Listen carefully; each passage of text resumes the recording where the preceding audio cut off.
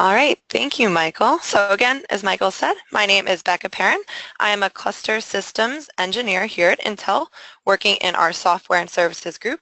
And today I'm going to be talking to you about Intel Cluster Checker, specifically our 2017.2 version. So before we start talking about Cluster Checker specifically, I just want to talk about clusters in general. So clusters are very complex systems, as many of you probably know. And one of the challenges for people who work in the cluster world is to reduce this complexity barrier that clusters have. So there are many different types of people that use clusters, many different types of roles, and for all of them, the challenges can be a little different. So as you see on the screen, some of the roles of people that use clusters, so we have cluster architects, we have system administrators, application developers, general cluster users, and many other types of roles for cluster users. And so in my role as a cluster systems engineer, I've luckily gotten a chance to take on all these roles on the page at different points in time. And so I get the chance to understand the use of clusters from all of these different points of views. So for example, I've built clusters, I've helped make our decisions on how we build clusters, I've helped develop our application, manage and monitor clusters, help people embed our product in their applications, things like that. So a lot of different use cases.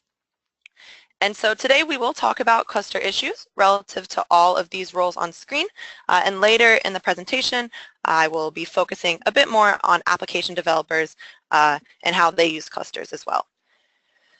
And so no matter which of these roles you're in, you probably or definitely run into an issue on a cluster you were using at some point or another. So for example, from my personal experience, I've run into many things wrong. Some of the main parts of clusters are just appeared here on the right side of the screen. So things like uniformity on clusters, configurations, memory compliances, latency and bandwidth of tests. Just some little stories from my personal experience. So for example, one time I ran an MPI job and it wasn't performing right on our system. Turns out in the end that a cable wasn't connected right, and one of our nodes was trying to use Ethernet instead of the fabric that we wanted to use. Another time I was upgrading fabric on one of our clusters and we upgraded all of the compute nodes, but we unfortunately missed the upgrade on the head node, so that affected our performance as well. One time, or many times, there's been processes running in the background on my system that I forgot to kill, that I forgot I had running. The process was taking up lots of CPU, and the application I was running later in the foreground wasn't performing correctly as well. And these are just kind of some of the general things I see on a daily basis, and are all problems that I had to, without just go and try to solve on my own, right? There can be many things wrong on your cluster, but you don't know what exactly is causing these problems. And so that is where Cluster Checker comes in. So this tool basically tries to find and help fix these problems for you so that you can spend less time debugging your system, which could take hours, it could take days, it could take weeks, and you can spend more time on all the other work that you have to do. So Cluster Checker is a diagnostics tool, in conclusion, for a high-performance compute cluster or technical computing clusters, and it's basically cluster systems expertise packaged into one tool. So we use an expert system approach to provide all this cluster systems expertise. To define that, an expert system it uses a store of expert knowledge that we've defined, and it offers advice and decision-making skills on a cluster. And so in Cluster Checker in general, it verifies system health. It also offers these suggested actions using that expert system knowledge to a user to help say, hey, this is what you should do to help fix your cluster. And we also provide an extensible framework, which includes an SDK and also an API for integrated support. So you can really tune Cluster Checker to what makes the most sense in your data center environment or for your application. Now to go over kind of the flow of Cluster Checker, we can look on the right side of the screen here. So the very first box there, the first thing Cluster Checker does is it will go and collect diagnostic data on your cluster. So it runs lots of benchmarking tests, it collects a bunch of information about your cluster, and then it will store it all into a central database. The next thing Cluster Checker does is that second box right there, and Cluster Checker will analyze and apply rules to that data, and this is using that expert system I was talking about. So it has that knowledge in it, and so it looks at different pieces of data and offers advice to a user on it, which is where that last box comes in right there. So Cluster Checker suggesting remedies to a user to help them fix their system, to make their system run better, and so their applications can run better, so everything they're doing on their system runs smoothly. A little bit more into this expert system-based design I was talking about. So our expert system is modeled on clinical decision support systems. So in the expert system world, a lot of times it's simulating how a human expert would make a decision on something. And so very often that is used in the medical world to help with diagnoses on a human when they are showing lots of different symptoms and signs and they're sick. You can use this expert system to help diagnose what's wrong with the person. And so that's why we've modeled our Cluster Checker expert system off of this clinical decision support system. So key concepts in this expert system design, we first have symptoms, which are subjective indications of health. We also have signs, which are objective indications of health, so basically things you would directly observe in a person or on a system. We also have diagnoses, which are identifications of root causes of an issue. So basically looking at signs and deciding something because of those signs. So coming to a conclusion based off signs gives you a diagnosis. And then finally, we have remedies, which are what resolves an issue. Basically those solutions, what can help fix the problem that is happening in a person or on a computer cluster. So using all of these key concepts, we can delve a little bit deeper into the analogy of a cluster that Cluster Checker is checking and also a human taking a visit to the doctor. So if you look on the left side of this table, we can talk about a human visit to a doctor and that clinical decision system with the expert system. So say a person has difficulty walking, their ankle's hurting. This is a symptom, but they don't know what's wrong. So they go to a doctor. The doctor notices some signs on the person. They notice the ankle motion, the range of motion is limited. Maybe the person's ankle is severely inflamed. Maybe there's no fracture, there's no broken bones when the doctor takes an x-ray. And so using all these signs, putting all the signs together, the doctor can come to a diagnosis that, hey, the human has a sprained ankle.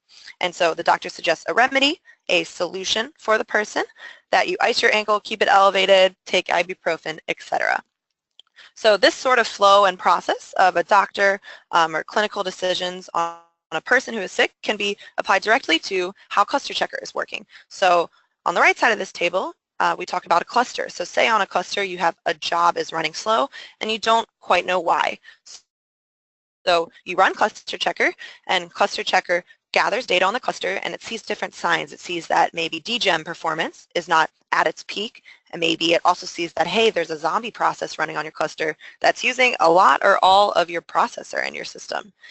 And so Cluster Checker looks at all these signs, all this data, and comes to a conclusion. It comes to a diagnosis that, hey, the zombie process is stealing cycles. If you want DGEM to perform at its peak, you need to probably kill that zombie process. And so that is what Cluster Checker suggests to a user. It suggests this remedy, this solution that, hey, go ahead and kill that zombie process and you're going to get better DGEM performance and better performance in general on your cluster again. To delve a little bit deeper into some of the features of Cluster Checker, now that we know how the process and the flow of it works. So again, Cluster Checker is, we hope that for users, it is cluster systems expertise packaged into one tool. And we hope that it's suitable for not just HPC experts, but we've tailored it to be suitable to those new to HPC. So even if you have less experience with clusters, you should be able to use Cluster Checker and use it to help diagnose your system. So some of the big features of Cluster Checker that we have, so Cluster Checker checks for cluster functionality, it looks at uniformity of the cluster, and it looks at performance. And for these three big things, it uses performance tests. So it uses things like DGEM, which is a multiplying matrices benchmark. It uses HPL, high performance LinPack, which is a benchmark that solves random systems of linear equations. It uses Intel MPI, so the message passaging library. Also uses IOZone, which is a file system benchmark, looks at input-output of your disk, and it uses Stream, which measures memory bandwidth on your system. So for all these performance tests, Cluster Checker looks at, hey, are these tests performing at a certain threshold? Are they functioning? And also, are they uniform across all nodes? Are all nodes performing the same way? And so then we also look at hardware and software uniformity to make sure that all of our CPUs are the same across a system, make sure the fabrics are the same, make sure you have the right software versions for all of these things. And then we also look at things like consistency of certain kernel and BIOS settings. This is specifically pertaining to our Intel Xeon Phi processors and Intel Xeon Phi coprocessors.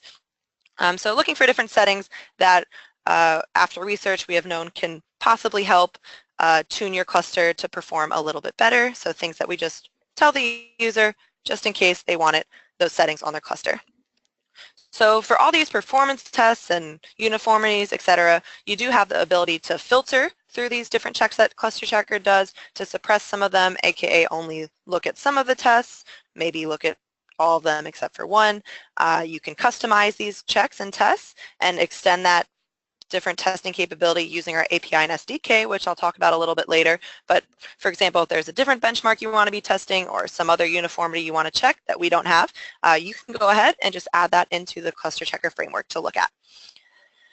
Now, we also support all of the latest Intel hardware, so Intel Xeon and Intel Xeon Phi processors and Intel Xeon Phi coprocessors. Along with that, we support Intel OmniPath fabrics, along with Intel TrueScale and Ethernet and InfiniBands. They're supported on Red Hat 6 and 7 and SUSE 11 and 12, and we do support the Lustre file system as well.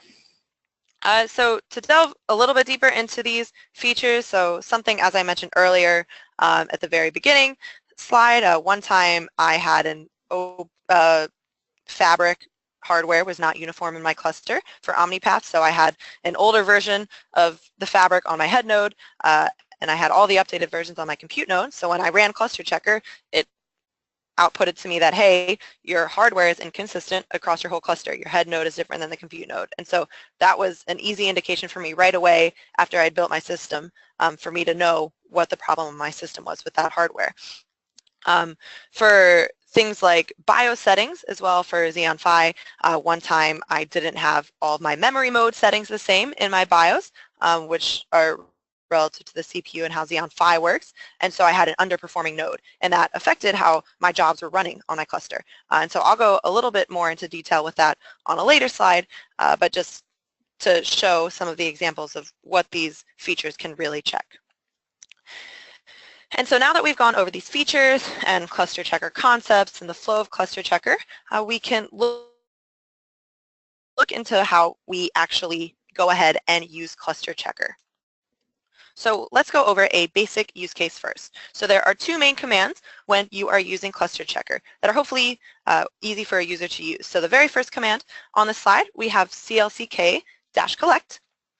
And this goes and collects that diagnostic data that you can see is the first box on the right-hand diagram.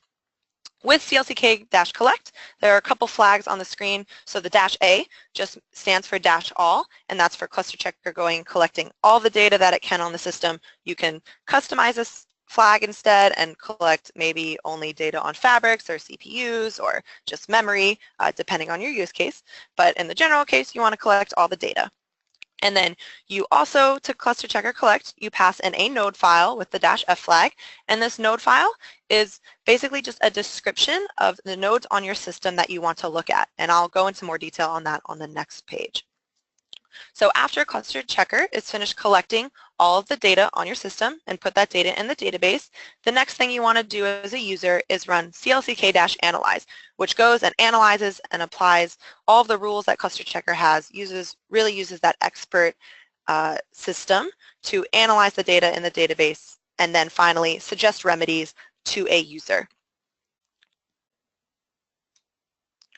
So before we look at some code screenshots, I want to explain that node file I mentioned before. So in the basic use case, let's say I have a system where the head node's name is Saber, and then I have a bunch of compute nodes for that system as well. So my node file would look something like this.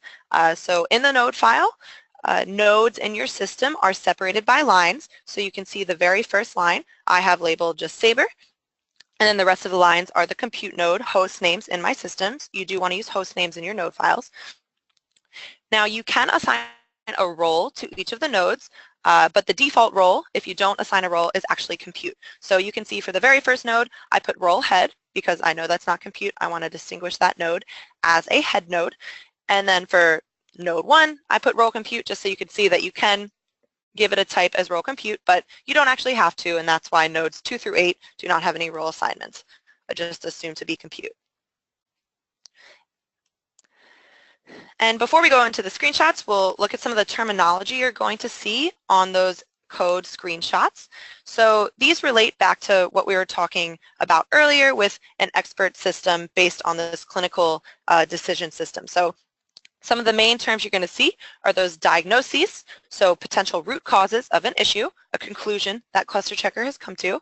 You're also going to see both diagnosed signs and undiagnosed signs. So diagnosed signs are just those signs that actually contributed to a diagnosis. So what did Cluster Checker use to reach a diagnosis? And then undiagnosed signs are other signs that Cluster Checker has seen on your system, but it has not come to a strict diagnosis or a strict conclusion yet. But it's still good for a user to know because maybe the user knows something else and can use those signs to come up with their own conclusion about what is happening on their cluster. So every diagnosis and sign may include those remedies, so a suggested resolution for a diagnosis, something to have a user do. And every diagnosis and sign does have a confidence and severity level. So this is a little bit more detail about your diagnosis and sign. So confidence, this is the level of certainty. So how sure is Cluster Checker that this sign or this issue is happening on your system? And that is a range of 0 to 100%, 0 meaning Cluster Checker isn't really sure at all, and 100% meaning Cluster Checker is 100% sure that this issue is happening on your system. Each diagnosis and sign also has the severity level, which is how serious is this issue on your system. 0 being not really serious, you can probably still run everything on your cluster as normal. It's just something for you to note in case it changes in the future. And then 100% being this is a very serious issue. You should probably go fix this right away if you want any normal performance on your system at all. So now into those code screenshots. So to see a little bit what Intel Cluster Checker is really doing. So this screenshot right here, this is what's going to happen after you run clck-analyze commands. And so if you look on this picture right here, you see that it tells you what version of Cluster Checker you're running Cluster Checker 2017 Update 2. It also tells you where your database file is located. And then it says the different checks that Cluster Checker is requesting from the database. So what specifically is Cluster Checker looking at from the database? So it's looking at, here it's looking at tons of checks, so things like all CPU, memory, different mounts, looking at processes, storage, etc. And then it will tell you as it's reading the checks from the database. So after Cluster Checker has read through all of these checks, it will output to you those diagnoses, diagnosed signs, and undiagnosed signs that we talked about before. So first we'll go over an example of a diagnosis and diagnosed sign that's on this page. So this diagnosis, if you look in that first red box right there, has outputted to a user, hey, the hardware and firmware are not fully uniform for nodes in the same grouping. And by grouping, what I mean by that is in your node file, you can actually also determine groups for nodes. So say I have a cluster and half my nodes have Fabric and half don't. Maybe I want to group all the first half of nodes in a group called Fabric and the other half in a group called non-Fabric. So you can actually write that determination in your node file as well. So Cluster Checker will run tests on certain groupings of nodes. But here, all of our nodes in the node file were in the same group, and so we're specifically noticing that node 7 is not consistent, not uniform with the other nodes on our system. So we look a little bit into the detail more. We look at that diagnosed signs, and it says that the amount of physical memory, so about 40 gigs, is not within the range of memory that's defined by nodes in the same grouping. So it's the ID of memory not uniform. You can look, the severity is about 20%, so this may or may not be an issue on your cluster, but the confidence is 75%. So Cluster Checker is pretty sure that this is happening on your cluster. So as a user or as a sysadmin or a cluster owner, you can go ahead and see, hey, it looks like my Node 7 has 41 gigabytes memory, probably has an extra stick of RAM in my system compared to all my other nodes. Maybe this means I want to upgrade all my other nodes in this system and I want them to have another gigabit, another stick of RAM to match Node 7, or maybe it means, hey, I have this extra stick of RAM and I don't need it in Node 7 and I can go put it somewhere else in my data center. I can go use it somewhere else. And so with that, that's kind of a conclusion that you come to as a user yourself, if you care about this uniformity or not. All right, so let's look now at an example of undiagnosed signs. So these are signs that Cluster Checker has seen on your system, but no diagnoses, no conclusion has been drawn yet, because probably a lot of different things could be causing this undiagnosed sign. So if you look in the box on here, we notice that the stream benchmark result is outside of the statistical range that's defined by nodes in the same grouping. And so we notice that this is the same sign for sign number 1 as sign number 2, and this is for nodes 8 and 7 on our system. So we can think, okay, stream is not performing well. For some reason, my memory bandwidth is not uniform on my system. Nodes 7 and 8 are outliers. So we actually have 10 undiagnosed signs, if you see in that oval, red oval there on the screen. So we're going to go look at the rest of those undiagnosed signs now. So signs 3 through 8 and 9 through 10 at the bottom of the screen are all dealing with memory mode. So the sign says that the memory mode flat is not uniform. 25% of nodes in the same grouping have the same mode. So if you notice, these nodes, 7 and 8, actually have a memory mode flat, which is different than the other nodes in my system, which have this memory mode cache, which you can notice in signs 3 through 8, right above that red box. So as a user, I'm looking at these undiagnosed signs that Cluster Checker has output, and I'm like, hey, stream is not performing well, and also these memory modes are not uniform. They could be related, maybe they are not related.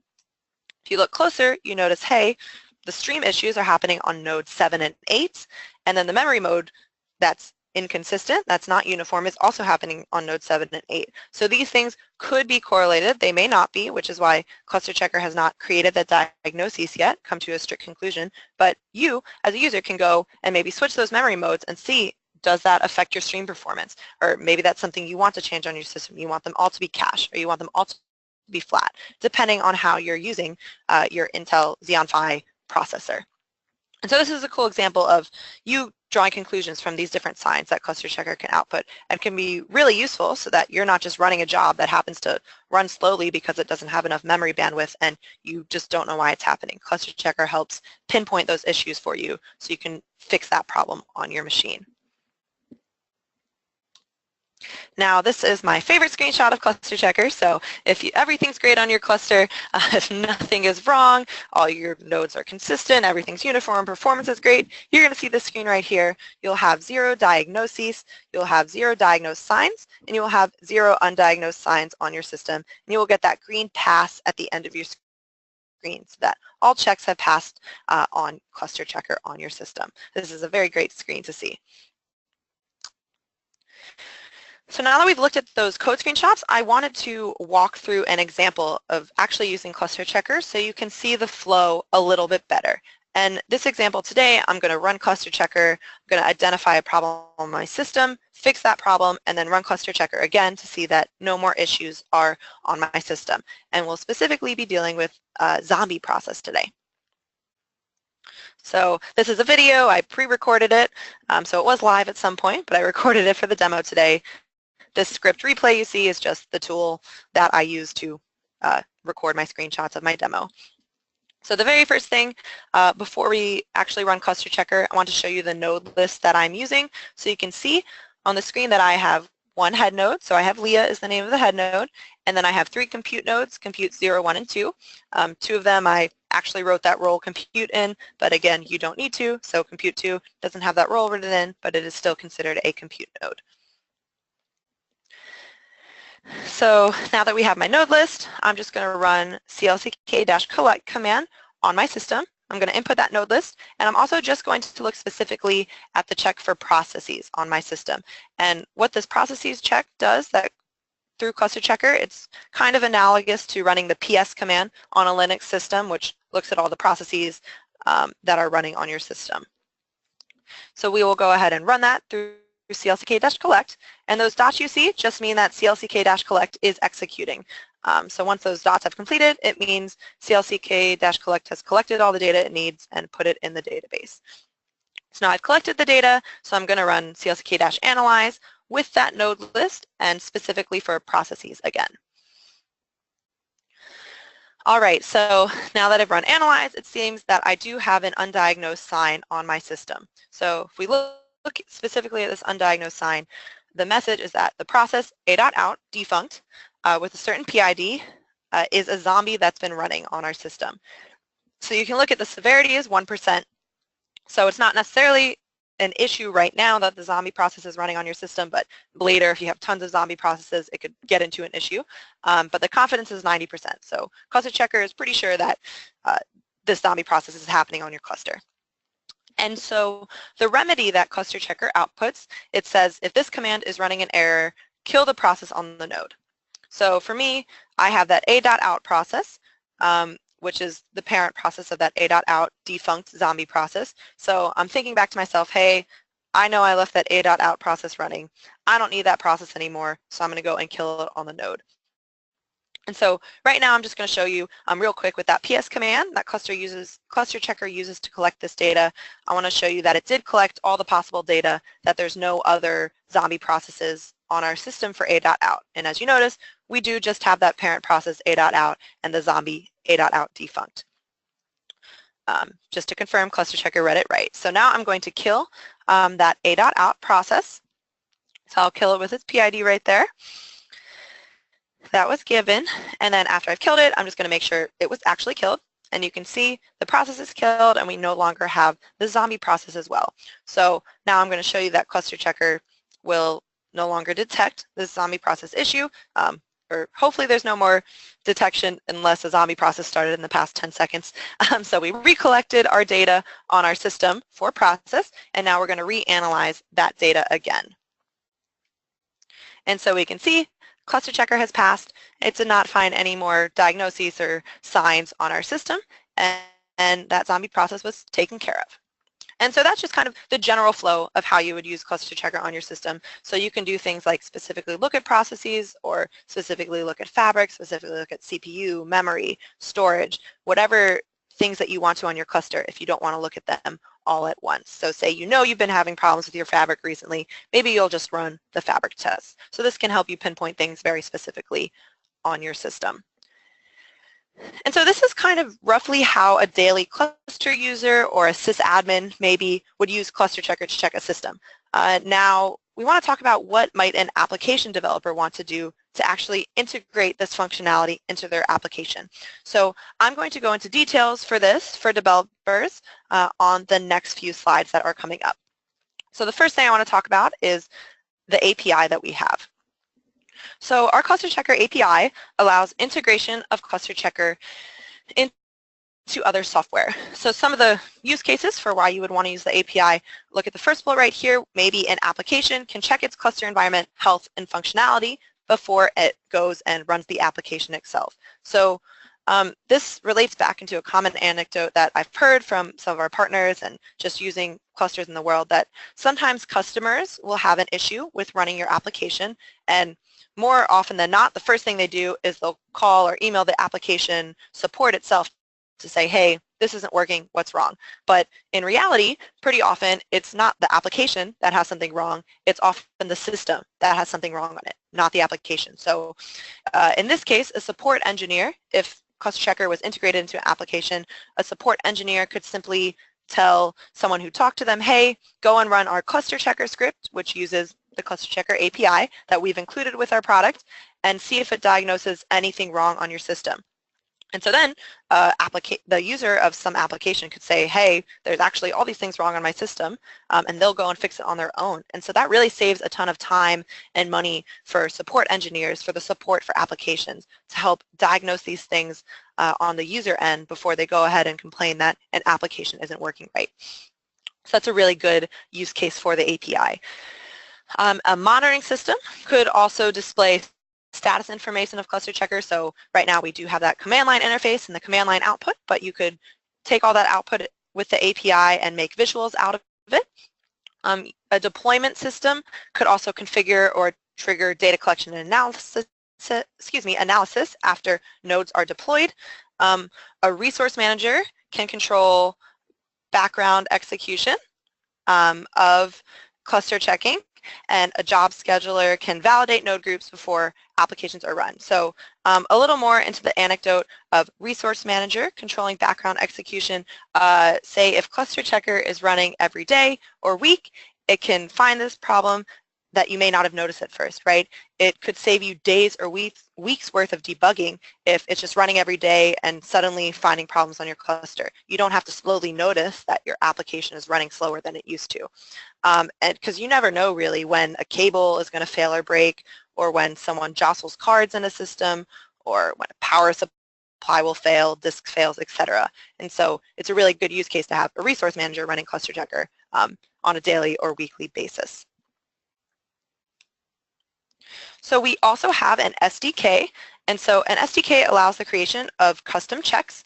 So you can use the existing data that cluster checker collects, or you can create your own custom data provider, which is basically what is happening on the CLCK-collect side of things. So you can determine what data you're collecting and putting into the database. You can also create custom analysis, so what's happening on the CLCK-analysis side. So if, say, you instead want to look at data a different way than cluster checker is using, or you have different thresholds for performance or different uniformity checks you want to do, you can do all of this in the analysis side. And examples can be found here on this link on the page. Later in the presentation, this link will come back up again, and we'll also put it in the chat box for you. So I want to go over a quick API example and SDK example that talks about embedding this analysis specifically into an application, as I briefly mentioned before. So say I have an application called My App, and I know that for My App I need every node in a system to have at least 50 gigs of RAM on every node for my app to function correctly before I run an MPI job in my application. So what I will do is in my application, I will have it call Intel Cluster Checker through the API. Say I've already collected data, then I can call that analyze command, which is analogous to the command line of CLCK-analyze. Then, after I've called analyze on the user system, I will get faults. Faults in the API are those diagnoses and signs that I mentioned before. So just a different name for them, all grouped into one category called faults. So I will get faults on the user system, and maybe one of their nodes only has 40 gigs of RAM, and it doesn't have enough for the app to function correctly. So I return that information to my application.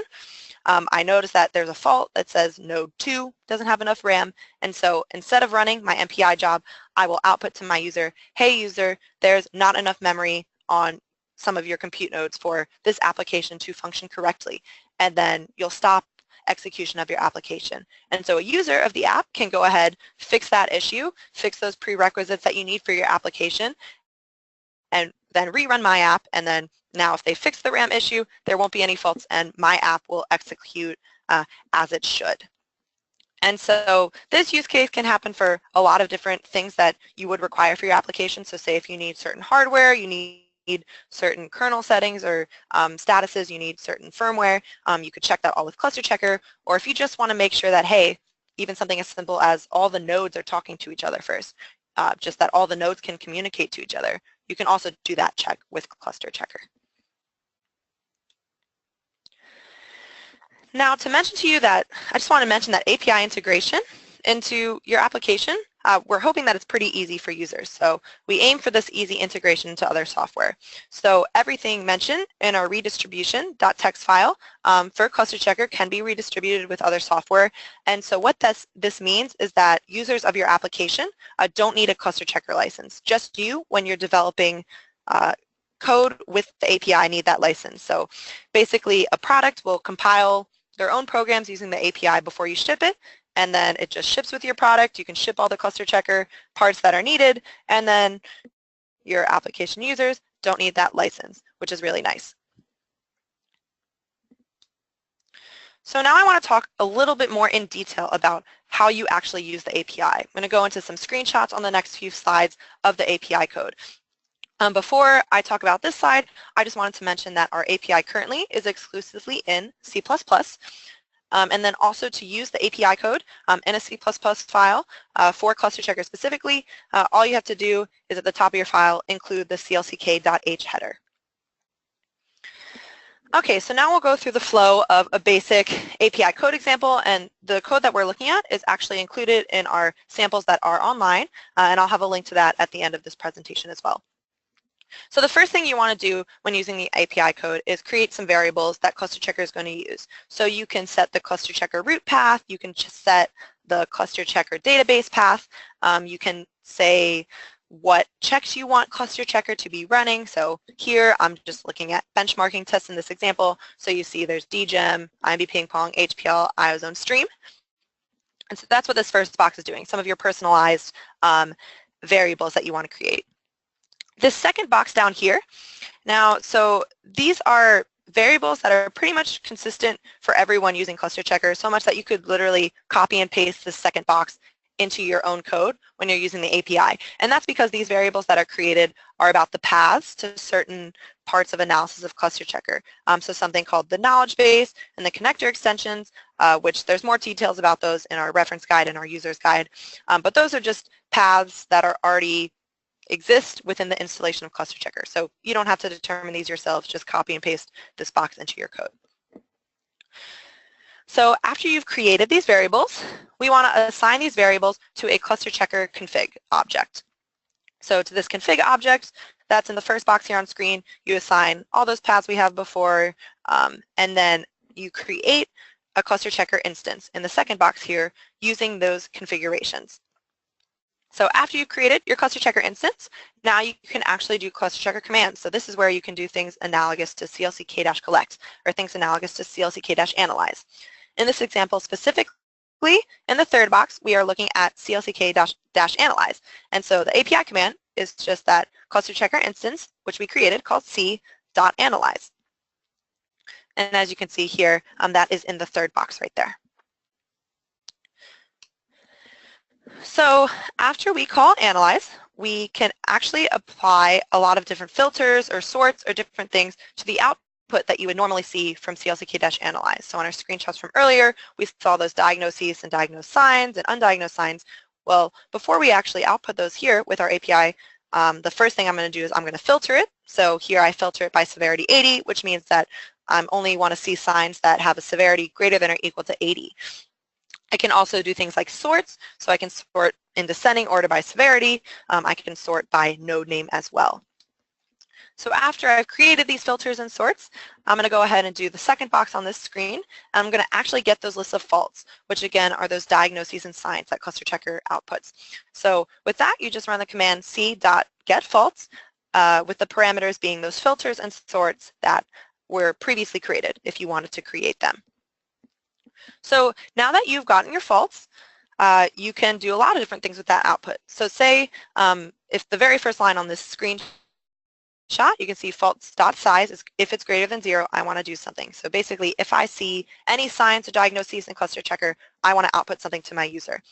So if I saw something, the first thing I can do is this first box, which just tells the user, hey, I've detected this many faults or serious issues on your system. If you want to be a little bit more verbose, you can do something like the second box, where you actually print out the node and the issue description. So this will have a little bit more similar output as to what the normal clck-analyze command outputs. You can, and again, you can apply lots of different filters and sorts and ways to output this data into whichever way you want to a user or just to your application itself. The third box here, so say you have no faults, there's no issues on your cluster, you can just output to your user, hey, there's no issues on my cluster, or if you're using this to either start or not start your application, you could just, at this point, just start the running of your application.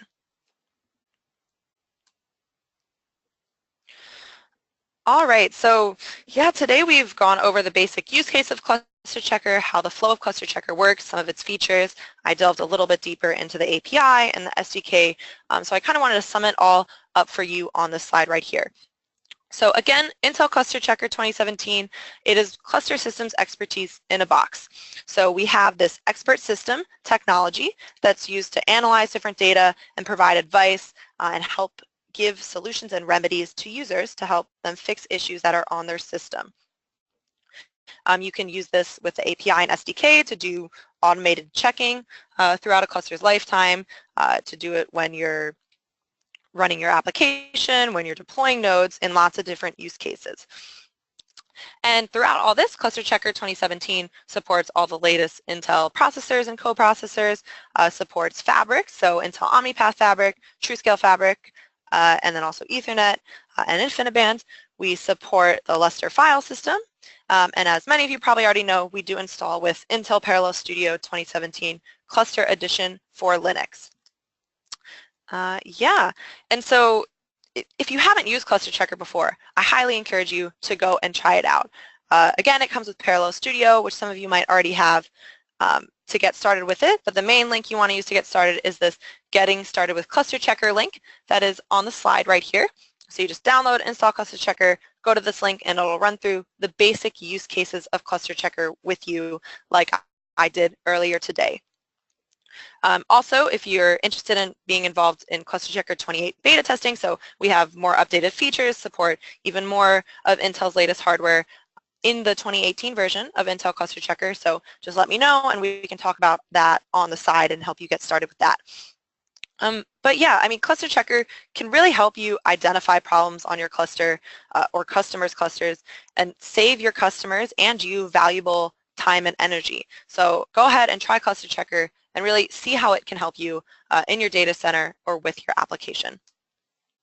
And on this slide right here, this is just even more details about Cluster Checker, where support is, where you can get it, and the samples link again. So you can look at this offline when you look back at the recording for all the specific links. But yes, I highly encourage you to go and try Cluster Checker out.